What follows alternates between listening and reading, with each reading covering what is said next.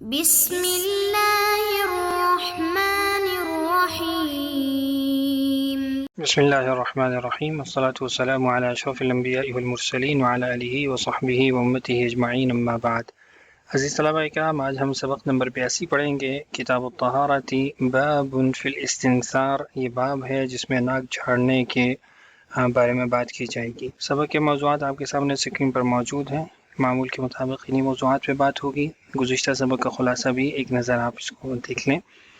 آج کی جو ہماری روایت ہے اس کو پڑھ لیتے ہیں۔ باب فی الاستنثار، وبه قال حدثنا عبد الله بن مسلمة عن مالك عن أبي الزناد عن الأعرج عن أبي هريرة رضي الله عنه أن رسول الله صلى الله عليه وسلم قال إذا توضأ أحدكم فليجعل في أنفه ثم لينثر۔ ابو ہریرہ رضی اللہ عنہ روایت کرتے ہیں کہ رسول اکرم صلی اللہ علیہ وسلم نے ارشاد فرمایا، جب تم میں سے کوئی وضو کرے تو وہ اپنے ناک میں پانی ڈالے، پھر اس کے بعد ناک کو جھاڑ لے۔ حدیث کی تخریج آپ کے سامنے اسکرین پر موجود ہے۔ استنثار ناک میں پانی ڈال کر اندرونی صفائی کے بعد اسے باہر نکالنے کو کہتے ہیں۔ مستحب یہ ہے کہ استنثار بائیں ہاتھ سے کیا جائے، کیونکہ نبی اکرم صلی اللہ علیہ وسلم دائیں ہاتھ کو کھانے پینے اور پاکیزہ کاموں کے لیے مخصوص رکھتے تھے اور بائیں ہاتھ کو دیگر امور کے لیے۔ استنثار کا جہاں تک حکم ہے تو ابتدا میں آپ کے سامنے ذکر کرتی تھی، جب باب صفت وضوء النبی صلی اللہ علیہ وسلم ہم پڑھ رہے تھے۔ مالکیہ کے ہاں یہ ضروری ہے، جبکہ جمہور کے نزدیک یہ استنثار مستحب ہے، ضروری نہیں ہے۔ روایت حدیث جو کہ تھوڑے بھی ہیں اور مشاہیر بھی ہیں، پہلے ان کا تذکرہ گزر چکا ہے، اس لیے یہاں پہ کچھ خاص تذکرہ موجود نہیں ہے۔ اس کے بعد اگلی ہماری حدیث ہے، وہ بھی قال حدثنا ابراہیم بن موسیٰ قال حدثنا وکیع قال حدثنا ابن ابی ذئب عن قارض عن ابی غطفان عن ابن عباس رضی اللہ عنہما قال قال رسول اللہ صلی اللہ علیہ وسلم استنثروا مرتين بالغتين او ثلاثا۔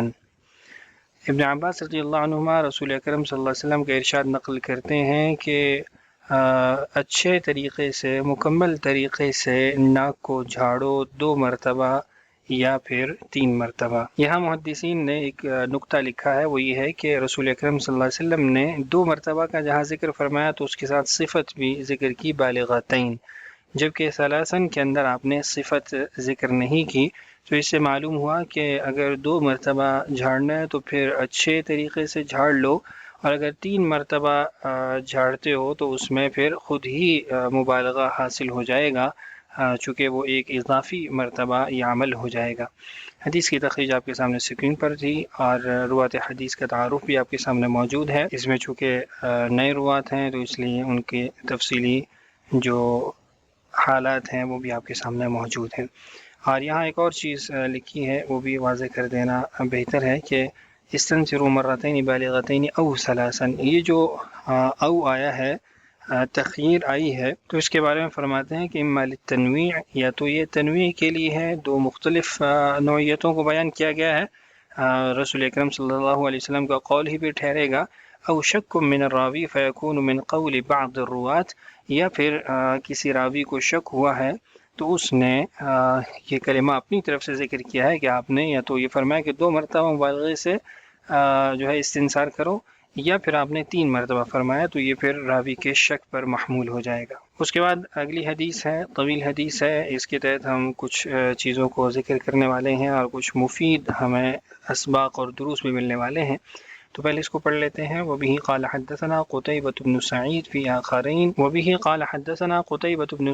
في آخرين قالوا حدثنا يحيى بن سليم عن إسماعيل بن كثير عن عاصم بن لقيط بن صبرة عن أبيه لقيط بن صبرة قال كنت وافد بني المنتفق أو في وفد بني المنتفق إلى رسول الله صلى الله عليه وسلم قال فلما قدمنا على رسول الله صلى الله عليه وسلم فلم نصادفه في منزله وصادفنا عائشة أم المؤمنين رضي الله عنها قال فأمرت لنا بخزيرة فصنعت لنا قال وأتينا بقناع ولم يقل قتيبة القناع والقناع الطبق فيه تمر ثم جاء رسول الله صلى الله عليه وسلم فقال هل أصبتم شيئا أو أمر لكم بشيء قال قلنا نعم يا رسول الله قال فبينا نحن مع رسول الله صلى الله عليه وسلم جلوس إذ دفع الراعي غنمه إلى المراح ومعه صخلة تيعر فقال ما ولدت يا فلان قال بهما قال فاذبح لنا مكانها شاة ثم قال لا تحسبن ولم يقل لا تحسبن أن من أجلك ذبحناها لنا غنم 100 لا نريد أن تزيد فإذا ولد الراعي بهمة ذبحنا مكانها شاة قال قلت يا رسول الله إن لي امرأة وإن في لسانها شيئا يعني البذاء قال فطلقها إذن قال قلت يا رسول الله إن لها صحبة ولي منها ولد قال فمرها يقول عظها فإن يكن فيها خير فستفعل ولا تضرب ضعينتك كضربك أميتك فقلت يا رسول الله أخبرني عن الوضوء قال أسبغ الوضوء وخلل بين الأصابع وبالغ في الاستنشاق إلا أن تكون صائما حدیث کی تخریج آپ کے سامنے موجود ہے. اس حدیث کا ترجمہ چونکہ اس میں کچھ الفاظ مشکل بھی ہیں تو آپ کے سامنے رکھ دیتے ہیں. آگے چل کے انشاءاللہ ہم کچھ کلمات کو اردو میں آپ کے سامنے لکھ بھی دیں گے، واضح بھی کر دیں گے. سب سے پہلے تو یہاں پر سند میں ایک نئے اسلوب کے ساتھ امام ابو داؤد رحمہ اللہ نے نقل کیا ہے تو اس کو سمجھ لیں. حدثنا قتیبۃ بن سعید فی آخرین، اس سے مراد یہ ہے کہ قتیبہ بن سعید ایک فرد ہیں اس جماعت کے جن سے امام ابو داؤد رحمہ اللہ نے یہ حدیث سنی ہے. یعنی فی آخرین سے مراد فی جماعتن کہ ایک جماعت سے یہ انہوں نے سنی حدیث، ان میں قتیبۃ بن سعید بھی ہیں، ان کا نام واضح کر کے یہاں پہ اس حدیث کو ذکر کر دیا. عاصم بن لقید بن صبرہ کہتے ہیں کہ وہ اپنے والد سے نقل کرتے ہوئے کہ میرے والد وہ فرماتے ہیں کہ میں بنی المنتفق کے وفد کے اندر گیا تھا، یا پھر فی وفد بنی المنتفق یہ الفاظ ہیں، راوی کو شک ہے اس میں. رسول اکرم صلی اللہ علیہ وسلم کی خدمت میں گئے تھے، تو جب ہم رسول اکرم صلی اللہ علیہ وسلم کے پاس پہنچے تو ہم نے آپ کو گھر پر نہیں پایا، البتہ ہم نے سیدہ عائشہ جو کہ مومنین کی ماں ہیں ان کو گھر کے اندر پایا. تو انہوں نے حکم دیا ہمارے لیے خزیرہ یعنی گوشت اور آٹے سے تیار کھانا پکانے کا، اور ہمیں ایک قناع یعنی کھجوروں والا طبق بھی پیش کیا. یہاں پہ وَأُتِينَا بِقِنَاعٍ وَلَمْ يَقُلْ قُتَيْبَةُ الْقِنَاع وَالْقِنَاع الطَّبَقُ فِيهِ تَمْرٌ. فرماتے ہیں کہ قتیبہ جو ہے انہوں نے قناع کا لفظ نہیں بولا، اور بعض نسخوں میں جیسا کہ ہمارے اسکرین پر جو نسخہ موجود ہے اس میں بھی یقیم کا کلمہ ہے، وَلَمْ يُقِمْ قُتَيْبَةُ الْقِنَاع.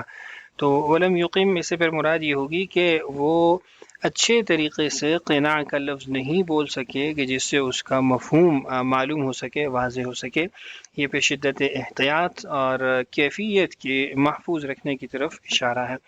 بہرحال کہتے ہیں قناع ایسے برتن کو کہا جاتا ہے جس کے اندر کھجوریں ہوں، کھجور والے طبق کو قناع کہا جاتا ہے. پھر رسول اکرم صلی اللہ علیہ وسلم تشریف لائے اور فرمایا کیا تمہیں کچھ کھانے کو ملا، یا فرمایا کہ تمہارے لیے کچھ تیار کیا گیا. ہم نے عرض کیا جی ہاں یا رسول اللہ. اسی دوران چرواہا اپنی بکریاں لے کر آیا، اس کے ساتھ ایک بکری کا بچہ یعنی سخلا تھا جو آواز نکال رہا تھا.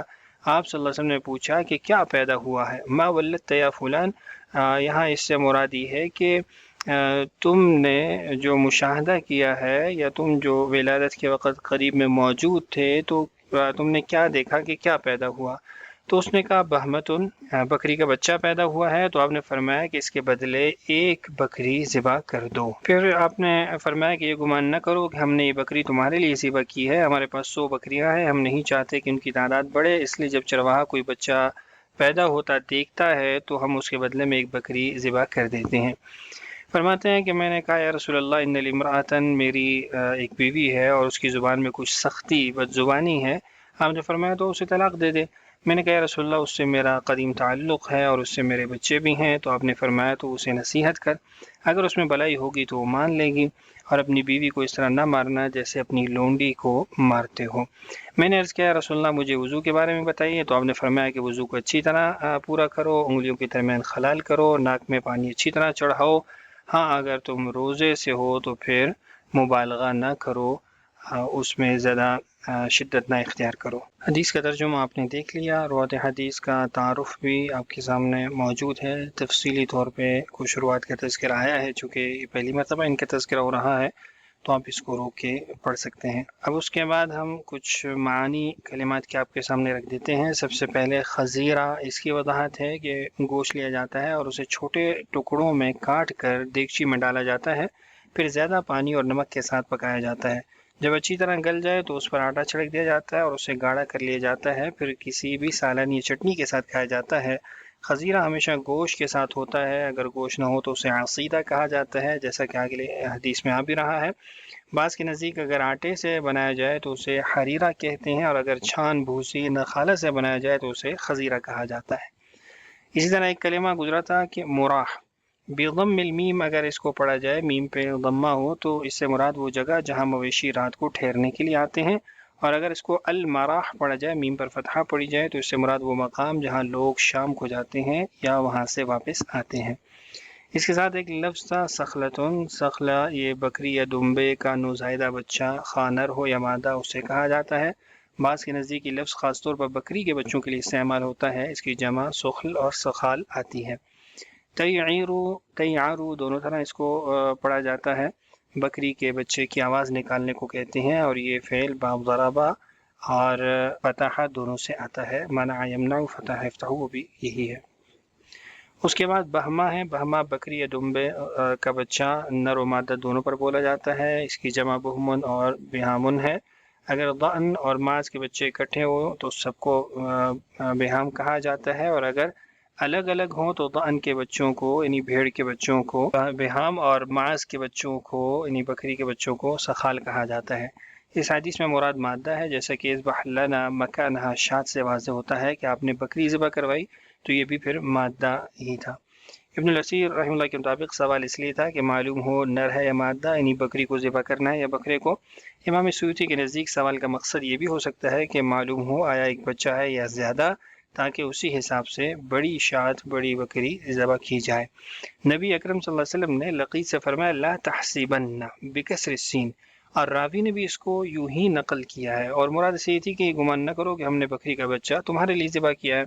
تو راوی نے خاص طور پر کسرہ کا ذکر کیا تاکہ اپنی مضبوط یادداشت اور کمال احتیاط کو ظاہر کرے کہ اس نے رسول اکرم صلی اللہ علیہ وسلم کے فتحہ یا کسرہ ان کو بھی محفوظ کر لیا۔ البتہ اس سے لازم نہیں آتا کہ نبی اکرم صلی اللہ علیہ وسلم نے کسی اور موقع پر فتحہ کے ساتھ یہ کلمہ نہ بولا ہو۔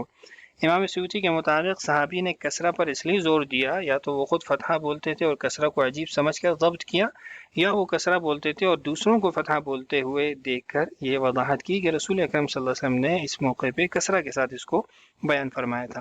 اور رسول اکرم صلی اللہ علیہ وسلم نے جب یہ کلمہ فرمایا تو اس سے آپ کا مقصد یہ تھا کہ مہمان پر گرا نہ گزرے، احسان کا اظہار نہ ہو، بلکہ اس کو یہ بتایا جائے کہ یہ عمل تکلف کے طور پر نہیں تھا بلکہ اپنی ضرورت کے لیے تھا، اس میں مہمان اس کی ضرورت بھی پوری ہو جائے گی۔ آگے فقہ الحدیث کے عنوان سے کچھ چیزیں آپ کے سامنے رکھی ہیں، ان کو پڑھ لیتے ہیں۔ بڑی خوبصورت چیزیں وہ اس حدیث سے معلوم ہوئی ہیں۔ ایک تو یہ کہ اسلام قبول کرنے والے پر ہجرت لازم نہیں اگر وہ اپنے وطن میں دین پر امن اور اظہار ایمان پر قادر ہو، اور یہ اس وقت ہے کہ جب رسول اکرم صلی اللہ علیہ وسلم فتح مکہ فرما چکے تھے اور آپ نے واضح طور پہ اعلان فرما دیا تھا کہ لا ہجرت بعد الفتح۔ اسی طرح دین سیکھنے کے لیے ہر فرد کا نکلنا ضروری نہیں بلکہ ایک جماعت کافی ہے جو سیکھ کر واپس آ کر دوسروں کو تعلیم دے۔ مہمان نوازی مطلوب ہے، اگر گھر کا مالک موجود نہ ہو تو اہل خانہ اس کی رضا کے مطابق مہمان کی خدمت کریں۔ میزبان کو تکلف اور ریا سے بچنا چاہیے اور مہمان کے ساتھ سادگی اختیار کرنی چاہیے۔ بکریاں پالنا، چرواہا رکھنا، ان کی تعداد متعین کرنا جائز ہے اور زہد فی دنیا مطلوب ہے۔ رئیس اپنے ماتحت سے مال کے بارے میں سوال کر سکتا ہے اور ماتحت اپنی شکایت پیش کر سکتا ہے۔ بدزبان عورت سے علیحدگی جائز ہے اور مرد کو چاہیے کہ واعظ حجر یعنی دوری اختیار کرے، بستر جدا کرے اور ضرورت پڑنے پر ہلکی مار سے ادب قائم کرے۔ سخت مارنا جائز نہیں۔ اگر علیحدگی نقصان دہ ہو تو بدزبان عورت کو رکھنا بھی جائز ہے۔ نصیحت پر عمل سعادت کی علامت ہے اور جاہل کو چاہیے کہ عالم سے سوال کرے، کہ عالم پر جواب دینا واجب ہے۔ وضو میں کمال مطلوب ہے، انگلیوں کا خلال کرنا، غیر صائم کے لیے استنشاق و مضمضہ میں مبالغہ کرنا اور صائم کے لیے ان میں مبالغہ مکروہ ہے۔ اس کے بعد اگلی حدیث ہے وبه قال حدثنا عقبة بن مكرم قال حدثنا يحيى بن سعيد قال حدثنا ابن جريج قال حدثني إسماعيل بن كثير عن عاصم بن لقيط بن صبرة عن أبيه وافد بن المنتفق أنه أتى عائشة رضي الله عنها فذكر معناه قال فلم ننشب، اور ایک نسخے میں فلم ینشب ان جاء رسول اللہ صلی اللہ علیہ وسلم یتقلع یتکفأ وقال عصیدہ مکان خزیرہ۔ یہ ایک اور سند ہے جس سے اسی نوع کی حدیث منقول ہے۔ فذکر معناہ، معنن وہی بات ہے جو پہلے ذکر ہوئی ہے، البتہ اس میں کچھ فرق ہے جن کو امام ابو داؤد نے خود ظاہر کر دیا، اور وہ کلمات کا فرق ہے کہ فلم ننشب ان جاء رسول اللہ صلی اللہ علیہ وسلم یتقلع یتکفأ، کہ پھر زیادہ دیر نہ گزری تھی کہ رسول اکرم صلی اللہ علیہ وسلم تشریف لائے۔ یتقلع کی تفصیل جو ہے وہ یتکفأ سے کی گئی ہے، جس سے مراد یہ ہے کہ آپ صلی اللہ علیہ وسلم باوقار اور جھک کر چلنے والے انداز میں آئے۔ دوسرا فرق یہ ہے کہ عصیدہ کا کلمہ بولا گیا ہے خزیرہ کی جگہ۔ عصیدہ آٹے سے تیار کھانے کو کہا جاتا ہے، جبکہ خزیرہ جو ہے وہ گوشت اور آٹے سے تیار کیے جانے والا کھانا ہے۔ حدیث کی تخریج بھی آپ کے سامنے ہے، روایت حدیث بھی۔ اس کے بعد ایک اور حدیث ہے، وہ بھی قال حدثنا محمد بن یحیی بن فارس قال حدثنا ابو عاصم قال حدثنا ابن جریج بهذا الحديث قال فيه اذا توضأت فمضمض۔ اسی طرح جو محمد بن یحیی بن فارس کی حدیث ہے اس میں یہ الفاظ ہیں کہ جب تم وضو کرو تو فمضمض، کلی بھی کرو، یعنی کلمات کا فرق ہے، باقی معنن پہلے والی ہی حدیث ہے۔ اس کے روایت بھی آپ کے سامنے خلاصہ اسکرین پر موجود ہے، آپ اس کو پڑھ لیں، اس سے پورے سبق آپ کے ذہن میں مستحضر ہو جائے گا۔ سوالات بھی آپ کے سامنے ہیں کہ اس باب کی طویل حدیث سے جو اسباق حاصل ہوتے ہیں فقہ الحدیث کے عنوان سے آپ نے پڑھے ہیں ان کو ذکر کریں کمنٹ سیکشن میں۔ اگلی ویڈیو میں انشاءاللہ ہم باب تخلیل اللحیہ پڑھنے والے ہیں۔ اللہ تعالی ہم سب کا حامی و ناصر ہو۔ السلام علیکم ورحمۃ اللہ وبرکاتہ۔